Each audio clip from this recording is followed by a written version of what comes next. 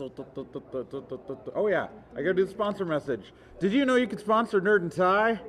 That's right. If you go to GoFundMe.com/nerdandtie, you can contribute to our legal fund, or you can directly sponsor an episode, and we'd read your name aloud right here and say nice things about you. Unless you're Arcemise, then we'd just make fun of you, but still mention your name.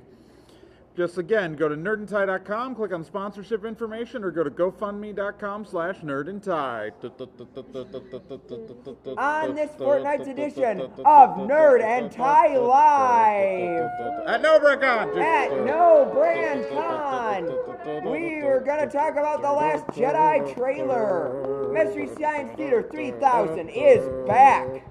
Monica Valentinelli and Ted Williams withdraw from Odyssey Con. At the Rocky Mountain Fur Con goes kaboom. All that and your mailbag on this stuffed edition of Nerd and Tie.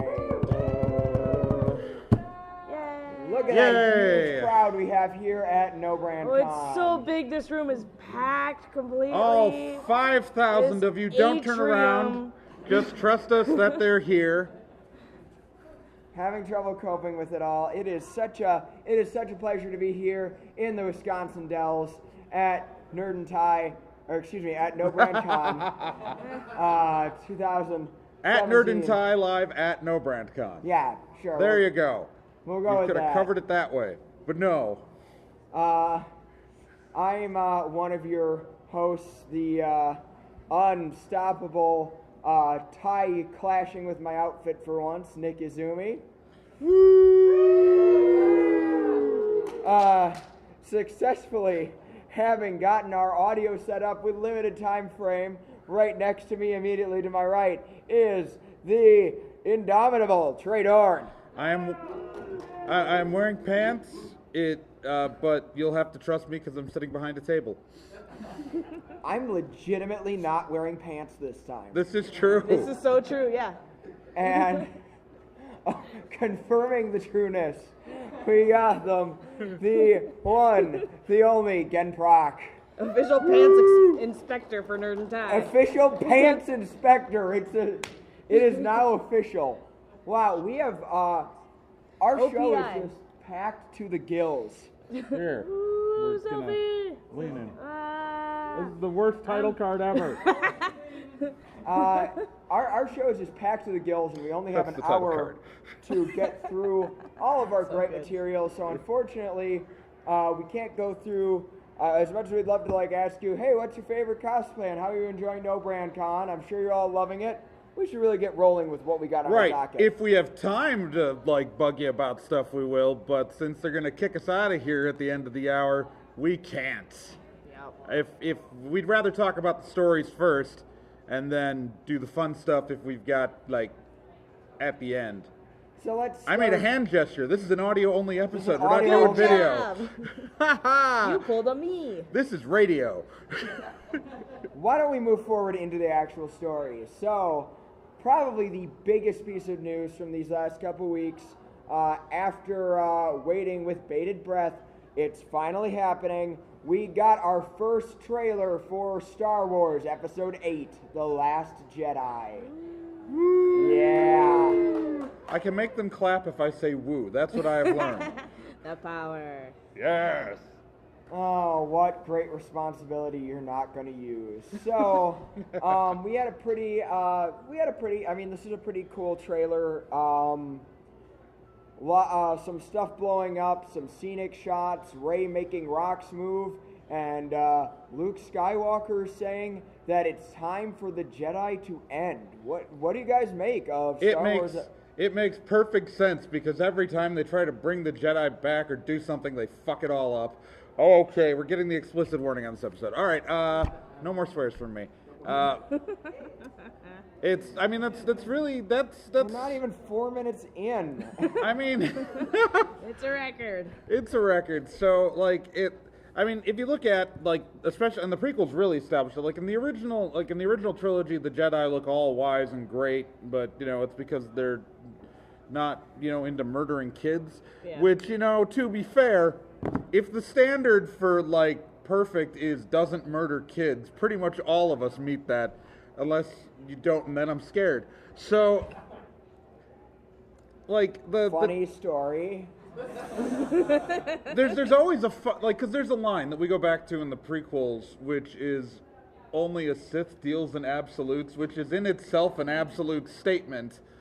So the whole thing is that the Jedi are just as like cut off. Well, it's not necessarily a light side, dark side thing, because being a Jedi isn't just the light side. It is a whole set of structures and rules and things that really, if you look at the way that like Anakin Skywalker was brought into the Jedi Order, it actually makes sense that it was so easy for him to fall, where if someone who understood nuance had been training him, like the late Qui-Gon Jinn, instead of Obi-Wan. Oh yeah, because things would have been so much better with the guy who kept telling them to split up at the dumbest possible times. He had a particular set of skills. Those skills were splitting up and getting killed. That dude, I say, other people have said it before, but his name is Qui-Gon Jinn because there's no way he wasn't drunk all the time with everything he was coming up with. Oh. He was just so taken with his role. But, you know, I'm just gonna... You can't see it, but I'm giving her a dirty look right now. And I've got a biggest grin on my face. It's so good. Oh, it's all about love, actually, but that's not the point. I love it. That was a deep cut. But the point is, and the guy who played his kid was in that movie. Stop Love getting Actually, sidetracked. was in The Force Awakens, though, as a member of the First Order, which is the Jedi's fault somehow. But I guess the point is that and Luke tried to establish a new Jedi Order in the new canon, and did it much more poorly than he did in the expanded universe, and screwed up, and that's he blames himself for Kylo Ren. So of course he wants and that's what I'm taking away, is that the idea is that the Jedi were stagnant and effectively extremists, and so you need a new way to prevent bad things from happening. I'm not really articulate right now. But I had a kind of different takeaway from it that I freely admit I am stealing from someone who's actually in the room right now. My friend Miles pointed this one out, of something more along the lines of you have a character of what happens after the Chosen One narrative when the Chosen One succeeds and everything still goes down the crapper anyway. Yeah. That is such an interesting idea of something to do with Luke, and I'm really excited to see how they play with that. Right. I'm just thinking that Luke's been sitting alone on an island for a long time, so maybe he's thought about this for a few minutes. Because what else is he going to do? Count rocks? Yes. Make piles of rocks? Yeah. Build a girlfriend out of rocks? It's a lonely island. Look, let me put it this way. He saw the Millennium Falcon coming, and he posed to turn around and take his hood off. There's no way he didn't see the ship coming. So, Luke Skywalker is a drama queen, but I guess my point is that, my thought is that it's time for the Jedi to end in the next sentence. It's time for something new. Yeah. But beyond that Luke Skywalker line, we really learned nothing about this movie, other than some crap blows up. Poe and Finn are definitely in it. Rey's got some force powers we already knew she had. Kylo Ren looks kind of emo. Oh, Finn hasn't woken up yet. Well, to be fair, Jin. Wow, Rey just got there. Qui-Gon Jinn's been dead, and the other Jin is super dead. Sorry, that's spoilers. If your name is Jin, you're not going to make it in the Star Wars universe. That is the lesson. Yeah. But, yeah. There are lots of dead people in Star Wars, Arcemise. You don't have to name all of them. I mean, you can on your own time. That sounds like a great panel for you to do. People who die in Star Wars, starring Arcemise. Arcemise sits there up front and just lists them.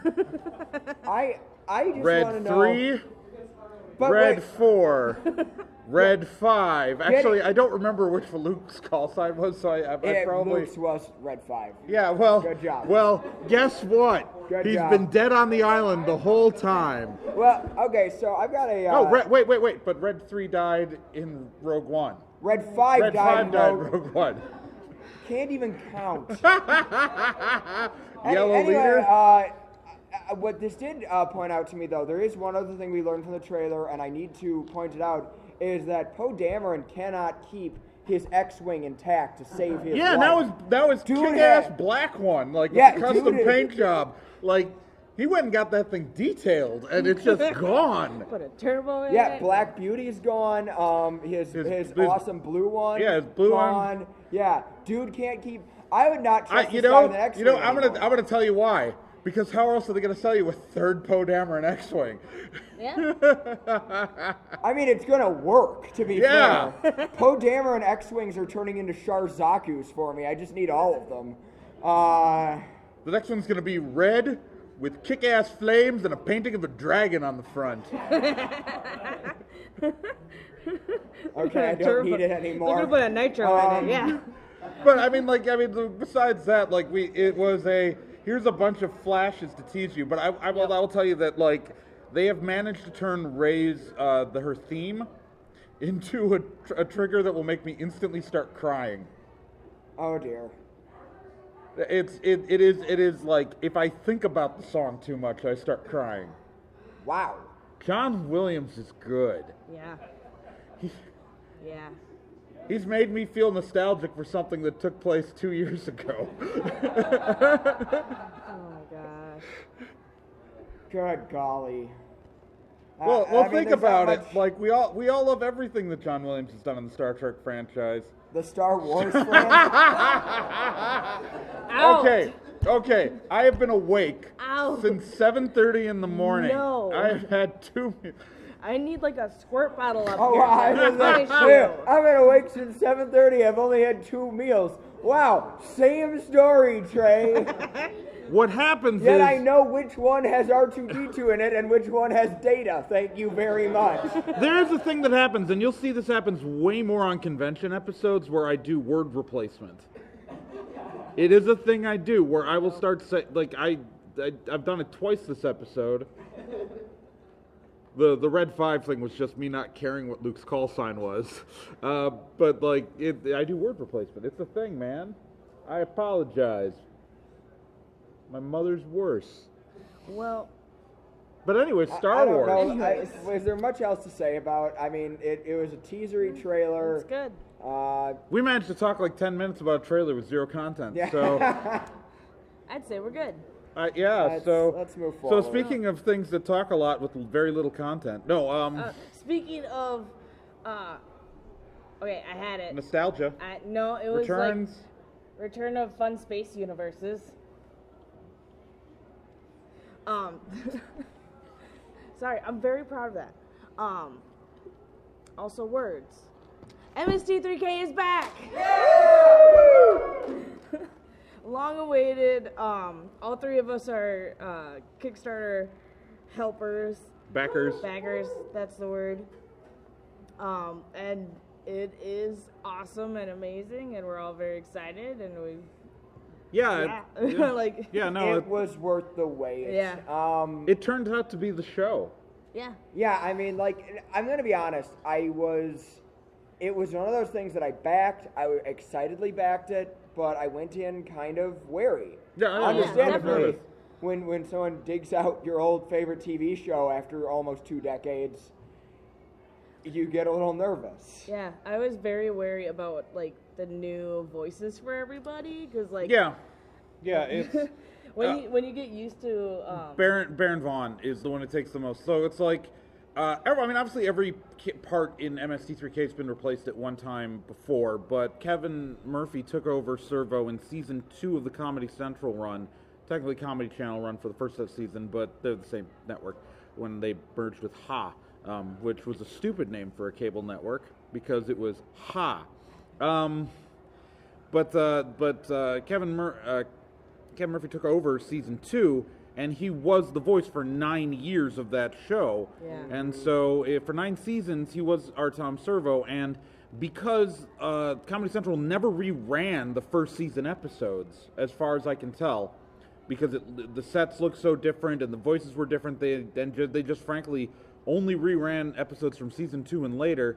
A lot of fans didn't hear Josh Weinstein's voice until much later DVD releases, with the exception of people who had seen the tapes but most MST3K fans had not seen the first season. I think the episodes, people were not circulating the tapes, is what we're saying. Episodes from the first season didn't end up on services, any streaming services, or I think any DVD releases until 2000 and I want to say 8 or 9. So so Kevin Murphy's so great, but Baron Von's voice took a little bit of time to get used to, but he's a very good servo. Yeah. Oh yeah. And once you get used to him, it's fine. It's great. It's Hampton Yount was easy to get used to because his voice literally feels like it's halfway between Trace Bellows and Bill Corbett's voice for the character. And obviously because Jonah Ray's playing a different character than either Joel or Mike, it's easy to accept his voice is different because he's Jonah and not Joel or Mike. Yeah. I like Jonah, and I like his love of laser-etched wood cutouts. I think that's a weird character trait, and I like it. So how far have you gotten into the series? I'm 3 episodes in. Okay, how about you? 2 episodes. I've watched all but the last 4. I think the last episode, which was Many Loves of Hercules, which I won't spoil it for you. I won't tell you what it is, but it is my favorite end skit on an MST3K episode ever. I think Cry Wilderness is a stronger episode as a whole this season, but Cry Wilderness is a work of art. Yes. It is a cry. If there's anything to cry about, it's a shame that it doesn't have bigger cult movie status. Yeah.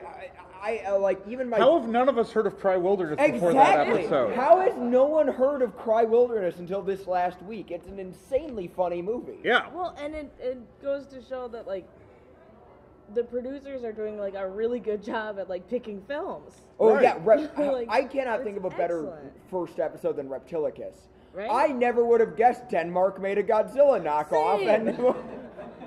So I want to say, so the one thing that took me a little bit to get used to was the timing of the opening of the episodes, and it took me a while to figure out what it was, and it's entirely to do with my expectations. There's the same number of minutes in an episode of skits and host sequences as there were in the old episodes, but they're split differently because the original shows did not have a cold open. You'd begin with the theme, then a short sketch, commercial, then the second sketch, and then Joel Years was always the invention exchange.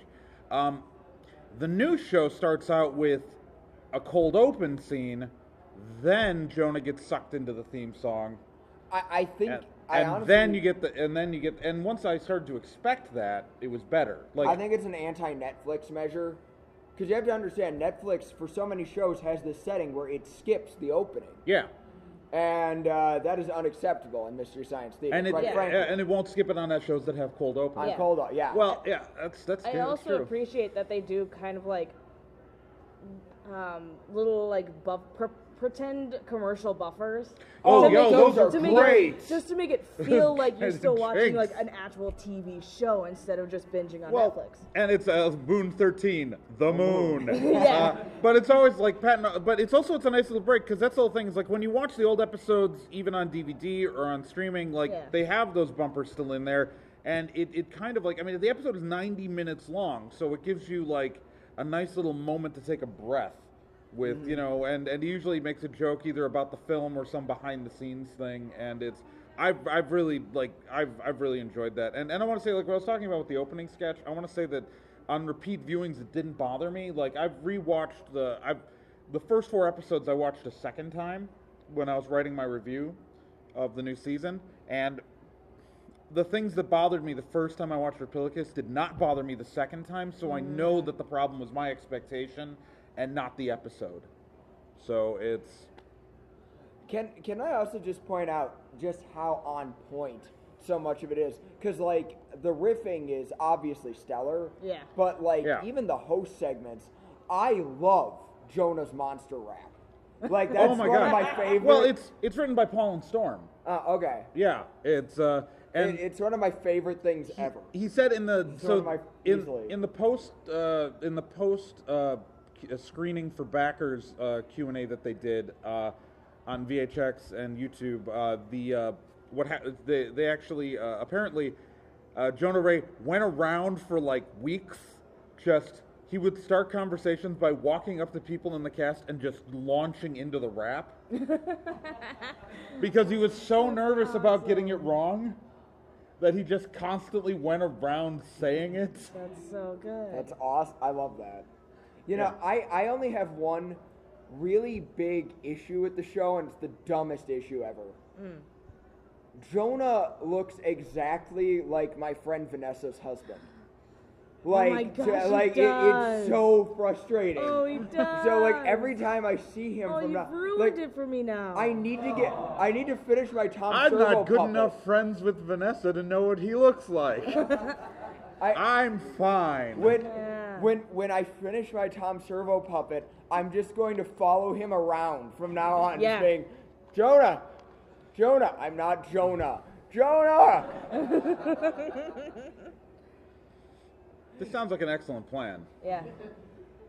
Doing it. All right, we should move on to like the actual serious meat of the episode then.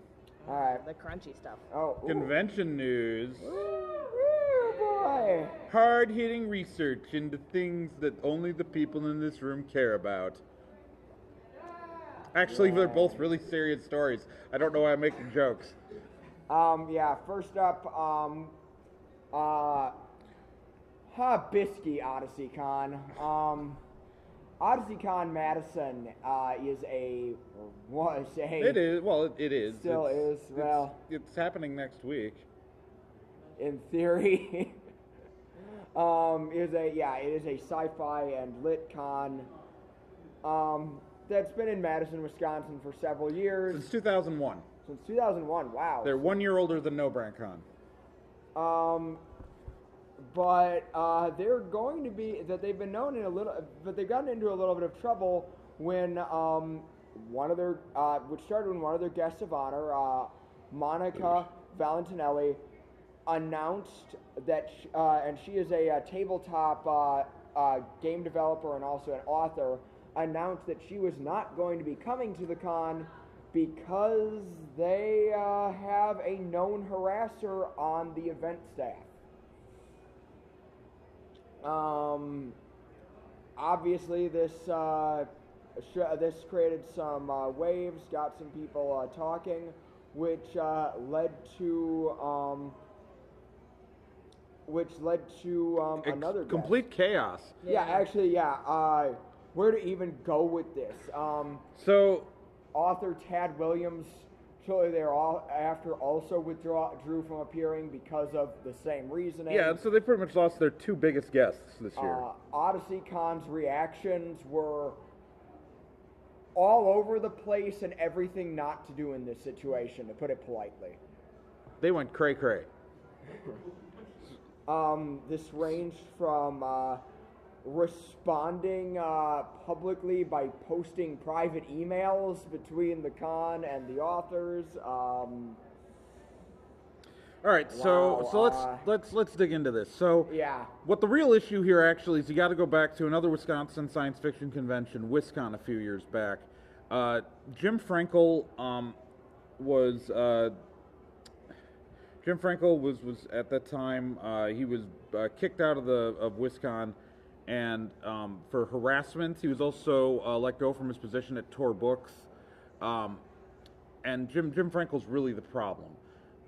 This is the person they have a problem with, regardless of anything. And so Jim Frankel was listed as guest liaison on Odyssey Con staff. Again, this is a person who was booted from WisCon for harassment. And if you're saying, how could the Odyssey Con people have known that this person was booted for harassment? Well, that goes over to Richard S. Russell. Richard S. Russell was on the board of directors for WisCon when this happened. and was summarily was effectively kicked off the board of directors for WisCon for defending Jim Frankel is one of the main reasons. So and Richard S. Russell is also on the ConCom of Odyssey Con. So they were well aware of the controversy surrounding this person, and Monica Valentinelli had been under the impression that Jim Frankel was no longer on Odyssey Con's ConCom until she found out she was being put on a panel with him. Awesome sauce. And that's where this goes back to. So the let's talk about the reaction that they did. Yeah, because that's where things started falling apart. So one of the co-chairs of Janet Lewis, who's one of the co-chairs of Odyssey Con, after the statement, posted a string of private emails about the exchange because and we'll link to our article in the show notes for this episode so you can read Monica Valentinelli's statement and some of the stuff yourself. She posted a private email exchange along with a public statement written by Richard S. Russell. So the co-chair posted a statement, an official statement to the Facebook group, the official Facebook group for Odyssey Con, pretty much defending Jim Frankel a little bit, saying, that no claims of harassment were ever made against him at their con. But they said he was voluntarily stepping down. But then they later deleted that statement entirely because pretty much maybe you shouldn't defend the guy who got fired from Tor. And posted a second official statement saying that, officially detailing that Frankel wasn't with the conventions and that, but they again reiterated that they didn't know about his past. That he didn't have a past problem with Odyssey Con, but the fact is that they were there. Dude was there. So it was after all of that that Tad Williams then withdrew. There have been also some other panelists who weren't guests of honor who withdrew, who we haven't bothered going through, and it is a rabbit hole of weird. And a whole lot of sponsors have pulled out too. So yeah, so that's next weekend in Madison, folks. Maybe. Well, it'll probably happen this year. I think. Hey, Lang, I feel like running to the back and closing the door so I don't hear Aerosmith.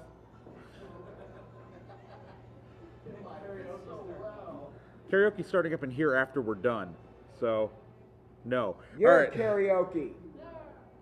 They can't hear you, Arcemise. We don't have a mic pointed towards the audience this show. All right. Anywho, so yeah, no, it's again. You have thoughts on WisCon? Not OddCon. Don't want to blame WisCon. WisCon people are the ones who did the right thing. Nah, it just sounds like an odd con. Heyo! You are correct, sir. Ed McMahon impersonations are wasted on this generation. It's the shout out to the one guy who got it. You sure did. Oh God. So yeah, no, this is messed up, yo. I think that is. I think that Odyssey Con is so if you look at the history of conventions in this state, a lot of the old sci-fi cons from the 90s went away and evaporated into the ether. Odyssey Con came out of that older culture. They were founded. They ran their first con in 2001, but they ran it like an older con. They're very separate. For those who don't really know, because we've got listeners all over the country who don't know the history of Wisconsin cons, or at least have an inkling of it, like some of the people in this room do, as we're in Wisconsin. It's the science fiction conventions in this area do not really talk that much with the anime conventions. There's a generational gap between them significantly, and even a lot of the general geek conventions, if you take something like GeekCon, it still more associates itself. It's really interesting because GeekCon is kind of a much more associated with the anime conventions, even though thematically you'd think it would have more in common with Odyssey Con based on the subject matter. Odyssey Con does promote themselves there, and obviously there's some cross membership between attendees, but it is the Odyssey Con. From what I understand, there was quite a bit of GeekCon pullout in this last week. So yeah, GeekCon had been doing stuff, and they are it's. Anyways, I had dinner with a bunch of them, so yeah. Yeah, it's my point is that if they were trying to reconnect with the rest of the con scene, this ain't exactly doing it because, the harassment issues that used to permeate the older convention set are frankly not being accepted with the newer generation of cons, and I think and this is WisCon is associated with the older generation con, but they've also been doing they've had their issues and they're trying to do a better job, but they're also kind of a unique beast when it comes to this, as they are literally marketed as a feminist science fiction convention specifically.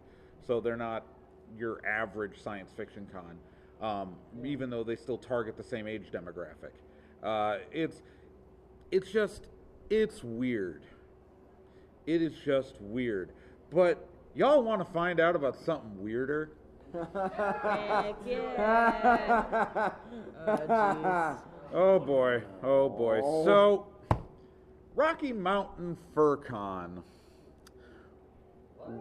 is a convention. It's a furry convention that's been held. It's been held for a little while in Denver, Colorado. Hence the name Rocky Mountain, and the Fur Con. It's a furry con in Denver. Who would have thought? What a hard name to come up with. I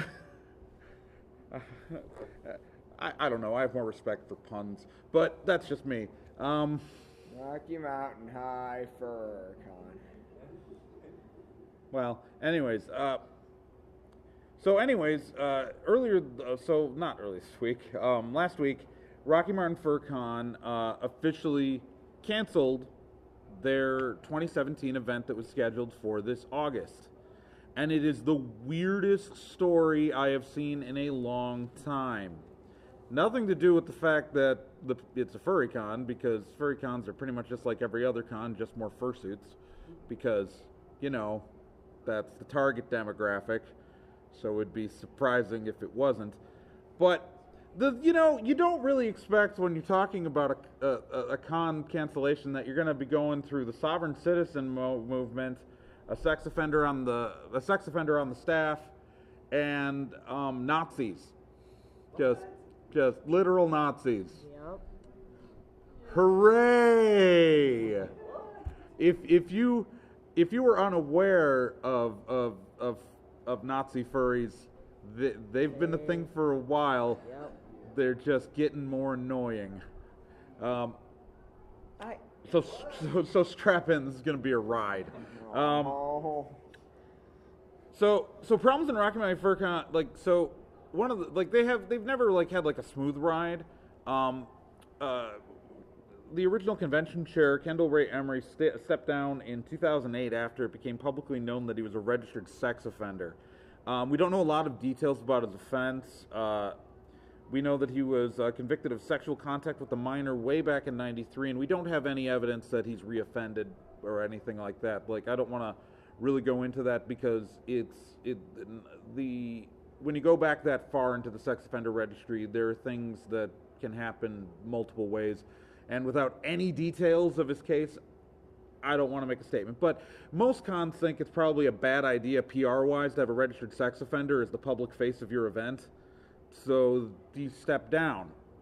Now, Emery, he stepped down, and he would later sign over ownership to another guy named Zachary Brooks, who goes by the name Soren, and in 2011. So he was still technically owner of the convention after he stepped down as chair, but he signed over everything in 2011. Now, here's some interesting stuff about Rocky Mountain Fur Con. In 2011, their parent organization, the Mid-America Anthropomorphic and Art Corporation, which I'm going to refer to as MAC throughout this because that's a mouthful, it's a huge name. MAC and Rocky Mountain Fur Con lost their nonprofit status in 2011. Now, they lost their nonprofit and tax-exempt status, although the event, up until this year even, still advertised that they were a 501c3. They were still, well, 503C, I think is how they typed it, because they can't even lie well. So they've been advertising and telling people that they're a nonprofit organization, even though they're not, for the past 6 years. So now the furry news website Flera alleged that the organizers haven't paid their taxes since this happened, but when the Denver Post spoke to Brooks, that while they did lose their nonprofit status in 2011, the organization has been properly filing taxes. Whether or not this is true, I don't know. I don't have access to their tax records, but there are reasons I sometimes doubt how well they're doing their legal paperwork that we're going to get to in a minute. All this is like a small part, though, because it has nothing to do with it might have something to do with why it was canceled, but we're not really sure, because that's definitely not the reason they're saying it was canceled, even though there have been allegations of not paying taxes. And that is a group called the Furry Raiders. For those of you outside the Colorado furry fandom, the Furry Raiders are a group founded by Foxler Nightfire, and well, they're Nazis. They're just Nazis. And now, in fairness, if you ask the Furry Raiders if they're Nazis, they're gonna say no. Yeah. I mean, yes, they wear armbands based around the design of the Nazi Party, replacing the swastika with a paw that comes directly from the Nazi furs who populated Second Life, who were a bunch of Nazi furs who were on Second Life a long time ago. Yes, he used to... I want to rewind. I'm still having trouble wrapping my head around the Nazi furry part. Like, yeah, we're getting there. How is this a sub... Okay. We're getting there. So they're gonna say they're not Nazis, but they wear the armbands, and their fur affinity page used to list their birthday as Adolf Hitler's. And yes, they've literally posted modified Nazi flags with the swastika replaced with a paw repeatedly on message boards. And even though he claims now that Foxler is a combination of Fox and Miller, his last name, he used to tell people it was a combination of Fox and Hitler. But no, they're Nazis. I'm sorry. Don't tell me you're not a Nazi. And some of these pictures are like wearing brown shirts or SS looking. Yeah, it's a little more modeled after the Italian fascists with the armband, but the siding with Richard Spencer when Richard Spencer got punched. It's like they're Nazis, and they don't get they've also had some stuff where they over reserved a room block at the hotel so other people couldn't actually get rooms for conventions. And effectively just general jerks, this particular group. And Colorado fur Nazis. I hate those guys. So needless to say, and since they were attending Rocky Mountain Fur Con, a lot of other people aren't super fond of them, and they've been actually banned from some other events, or at least wearing their stuff. And so a random furry name who goes by the name Dio, made a joke on Twitter about punching Nazis. There are important notes to understand here. Dio, 1, is literally in a different state than Rocky Mountain Fur Con. 2, had no intention of going. 3, made this post right after Richard Spencer got punched, and we were all making jokes about punching Nazis. So let's keep that in mind. Well, someone responded on Twitter, and I've had to screen capture these because these tweets no longer exist because the person who posted some of them has had their account suspended. After saying, "Can't wait to pay and punch these Nazis," someone responded, "Watching you get shot by someone defending themselves from unprovoked assault would be far more entertaining." And then someone else, the third person in the conversation, said, "Sure hope you're not suggesting that someone would bring a gun to the convention, because I don't know about you, but most conventions ban guns. It's they're guns." Uh-huh. And then this Olivia person, who was the first person who posted about what she said, "Sure hope you're not planning on attacking innocent folks. I fully support legal concealed carry." And someone pointed out that the con banned firearms, but So, if you're thinking in this conversation, hey, someone just suggested it'd be funny to watch someone get shot. By the way, if you if you shoot someone after they punch you, you're gonna go to jail for murder. You won't go to jail if you punch them back necessarily, but if you shoot them, that's not how, like, you have to actually be fearful. Well, I guess there are so many social commentaries I can make here that are unimportant. But if you're thought of the person who's like, hey, people should bring guns to the con, is the person who caused the outrage, well, you'd be mistaken. So Dio was like a little bit worried about like people talking about bringing guns to the convention, and according to Dio, sent a message to Rocky Mountain FurCon about it. That's when some of the weirdness happened. And again, we're going to get to why I think there might be an issue with the taxes. That, again, it's conjecture, but I think there might be an issue with the taxes. You see, Dio, after sending the message, received a bizarre cease and desist letter in the mail. Was this written by a lawyer? No, it was written by Kendall Emery, registered sex offender, no longer owns the con, but is apparently still high-ranking on the staff, who identifying himself as the Chief Executive Contract Law Officer for Midwest Anthropomorphic Arts Corporation and its subsidiary Rocky Mountain FurCon, sent out a bizarre list of things that, now, for the most part, this is a, Is that a fingerprint in blood? We're going to get to that. Most of it is gibberish that is legally unenforceable, but so are most cease and desist letters, so... We don't have much time, I'm just trying to... Right. I'm watching the time. Alright, so, like, it was a bunch of stuff, but it ended with, if there are any objections to the finding of these facts in law or this order, please respond within 10 days, otherwise your silent acquiescence is acceptable per the law of qui tacit consentiare videtur, and further actions in violation of this order shall also be prosecuted to the fullest extent of these many laws. First off, that's not how cease and desist letters work. If you ignore a cease and desist letter, guess what happens? Nothing. You're not admitting anything. To claim that you have the power as a civilian to force someone to respond to you or else you agree when you have no formal contract with them is bullshit. That is bullshit. But he probably just lifted that from somewhere trying to sound official, because he importantly signed in red and then put a seal of a red thumbprint. I don't know if it was probably ink in this case, but this is a key thing that indicates it's a member of the sovereign citizen movement.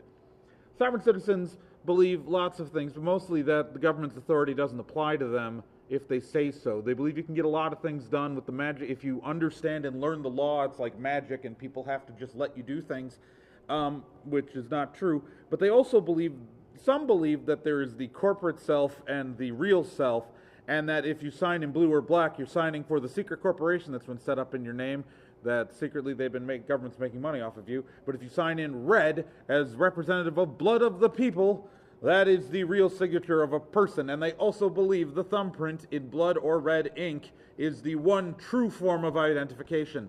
These are not well people. Anyways, well, I shouldn't say that. But they are at least people who have been indoctrinated in a bizarre way, who really have no fundamental understanding about how law works. And it's not a good sign. But these are also people, because they often don't recognize the authority of state or federal governments, leads me to believe that when they say they've been doing their taxes properly, perhaps Brooks does believe that, but also who knows what Emery has told him his required duties are. If he's telling him that, if he's, in theory, as a non-lawyer, advising the organization on law.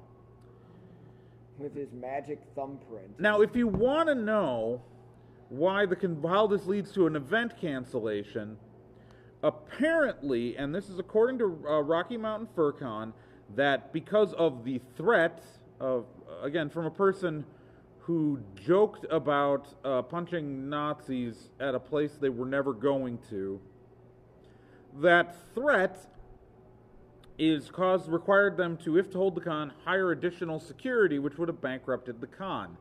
Now, organizers of Rocky Mountain FurCon are claiming that Dio contacted the hotel directly and the hotel made a mandate. Dio claims that she never contacted the hotel, and that she only contacted them, and has no idea what happened after that. Either way, this is what Rocky Mountain FurCon is blaming their cancellation on.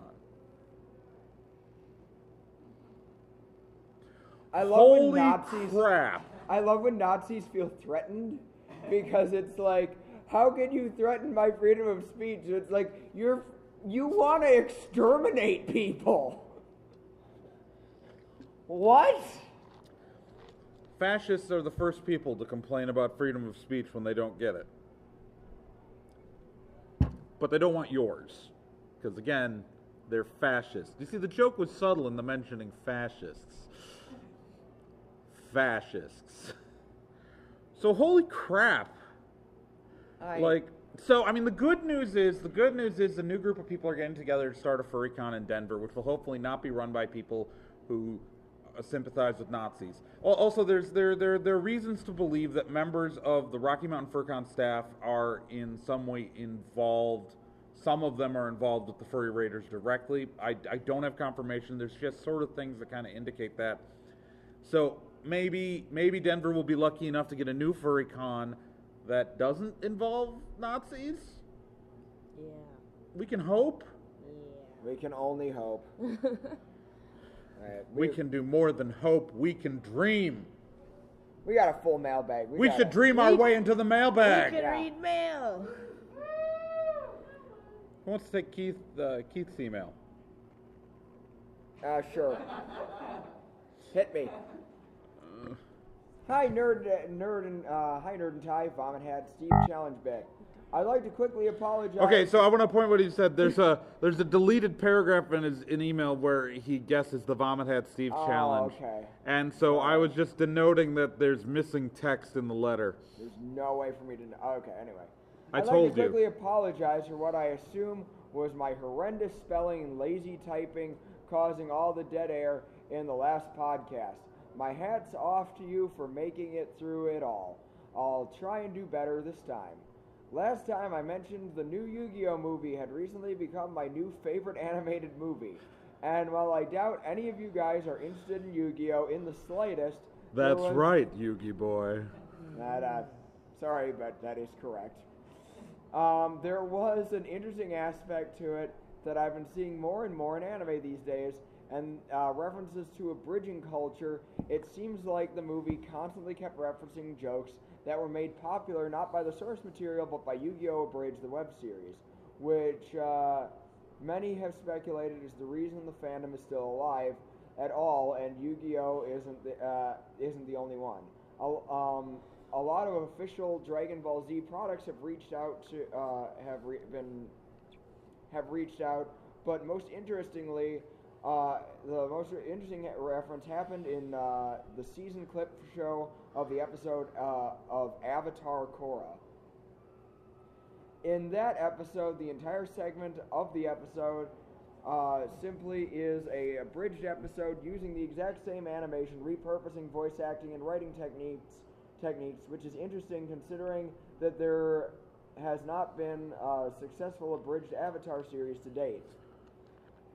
So, with that in mind, I was wondering what your thoughts are on fan projects, fan culture, official media coming together like this, and your thoughts on anime abridged series. It also asked, how does one Spock in the free world exactly? Just do it, okay? No, he wants to know how. You do it logically. Yeah. There. Anyway, more, I do want to say this. The anime abridging culture, this is something I've dived a little bit into, is a lot of people will throw it back to Little Karibo's Yu-Gi-Oh! Abridged, and I would argue that it's much older than that. Goofy fan dubs existed well throughout the late 90s. It was just harder to distribute them, but you look at projects like Robotech 3, not necessarily the Sentinels, and Evangelion Redeath. That's really all you need to look at to know that this has been something going on for a long time.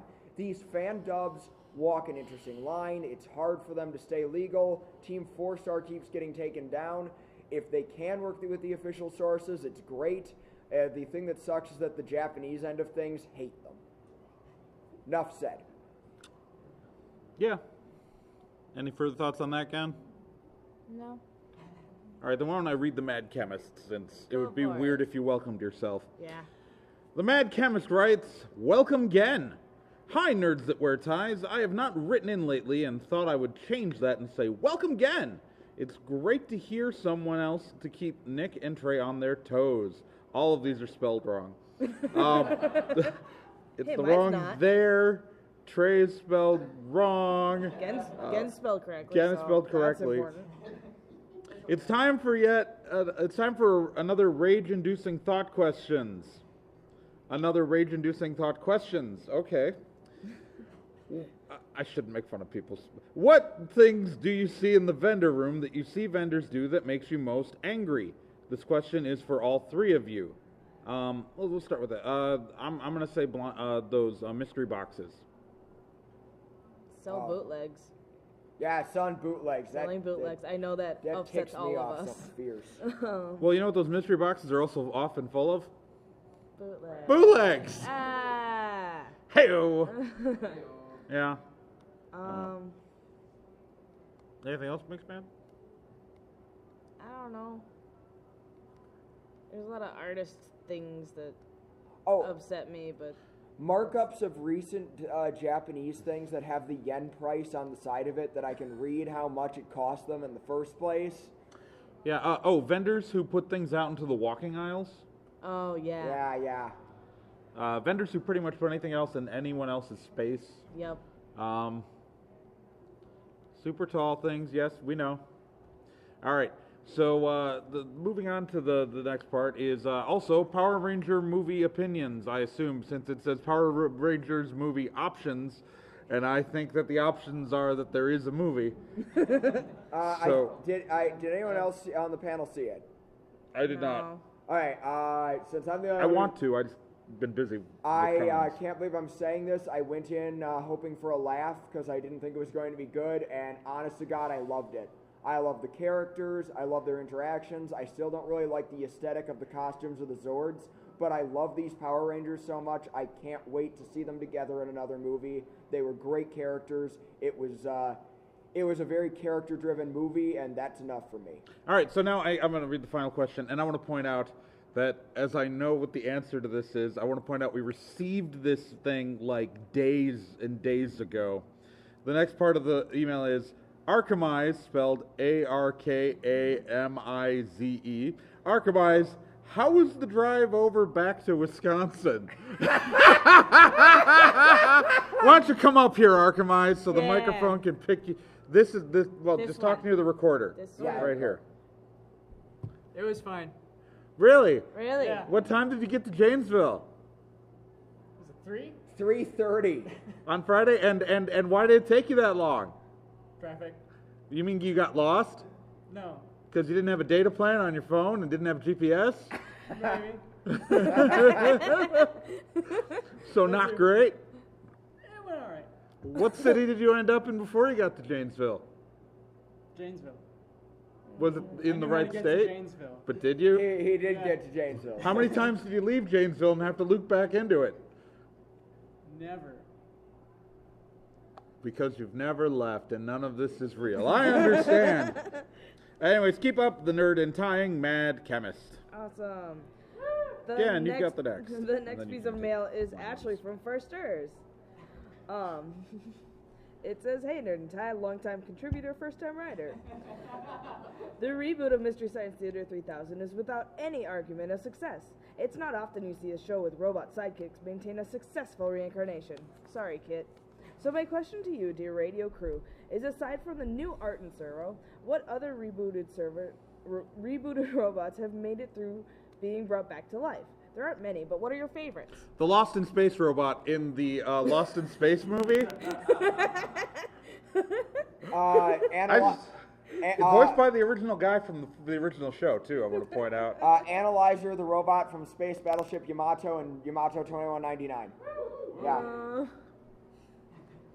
So Everything is wrong with the Lost in Space movie except the robot. So let's be clear about that opinion. The robot was pretty cool. We don't have a lot of time, so let's get to the next letter. One last letter. We got one from Maybe- Langland. Well, we got to do the Vomit at Steve challenge Oh, before we do. No, so do Langland before we do the paper one. Yeah. 'cause So we're gonna hey, have to- here we are again at No Brand Con. I'm just going to ask how you guys are doing this lovely fortnight. Awesome. Great. We're doing good. I wish I had something to ask, but I don't. Anyway, I hope you have a really cool tie for the podcast. It's spinning right now. Langland's tie is spinning. It is. It's He very has a impressive. cool tie. It is. And if I don't, beat me up live on the podcast. Well, he has a cool tie, and we're lazy, and he's way over there, so we're not going to beat him up. That ain't gonna Nah. happen.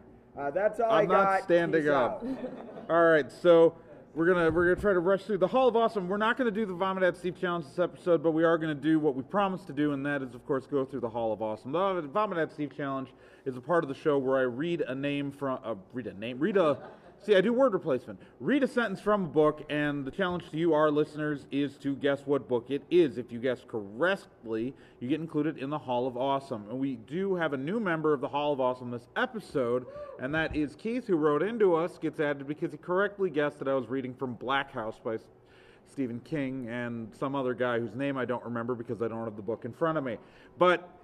So yes, he did correctly guess it, so Keith, you will be included in the Hall of Awesome. The other members of the Hall of Awesome are as follows: Arcemise, Zero, Ren, Innocenti, Cheesy McDamu, Chris Slithery D, Shameless Otaku, The Random Ramblings, Van Corfan, Capito, Chris Graham, Lily Source, Paper Godzilla, Cavsy, Minnesota Librarians, and Sean Orange. So yes, Keith, your name will be added to that list. I'm going to say right now, if there's any specific way you want your name listed, you should also send another contact to us so I can do it, so I just won't be putting your name straight on there. If you just want your name on there, well, don't do anything. That's just what I'll do anyways. And so technically we have just a couple minutes left, and we've got a piece of paper in front of me. Oh boy.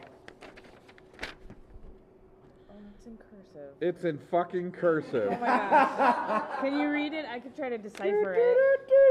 Hey nerds and Ty and live studio audience. Hope y'all all doing well. I've been a little busy lately, so I haven't had a chance to write in, my dearest Margaret. I know it is a full schedule. Tonight, and the cold is chilly, and it's ripping to my bones. And the chili is cold. So I'll keep this simple, my dearest. What's your favorite new show? To something anime, other TV, I think. Oh, yeah. I know what TV is in these cold North Carolina woods. To come out in 2017 so far. Catch you next time. Your dearest Arcemise. Mystery Science Theater 3000 returns. MST3K with the return. MST3K. Duh. Okay. You happy that I may have embellished a little bit there? And because I live near him, I get to read the letter to Shameless Otaku. How's it going? Did you get a chance to see Your Name? It was pretty fantastic, and I highly recommend seeing it in theater. It's beautiful and wonderfully written. Talk to you later, Arcemise. So there you go, Shameless Otaku. We have almost gone off the rails on the crazy train, but we made it through this marathon. We've made it with 3 minutes to spare. If you would like to say something now, it's been too late because I waited too long to finish that sentence. We should say who we were. I'm Nick Izumi. I'm Trey Dorn. I'm Genjamin. And remember, you can subscribe to us on iTunes, Google Play Store, Stitcher, or anything that can accept an RSS feed to fill your life with podcasts. Or if you want to watch the video versions of episodes, which this one is not, you can go to youtube.com/Traygorn and just pretend this one's on there and watch the other episodes. You also can find us at nerdantie.com. Donate to us at gofundme.com/nerdandtie and sound the alarm. Keep on spocking in the free world. Sound the alarm. David the Gnome. I want to point out that end theme is, and we put it on the podcast multiple times. The end theme is from a rock opera called Harry Potter and I Must Scream. which is a mashup of Harry Potter and I Have No Mouth and I Must Scream, written by Vomithead Steve, featuring music from a couple different people, including me.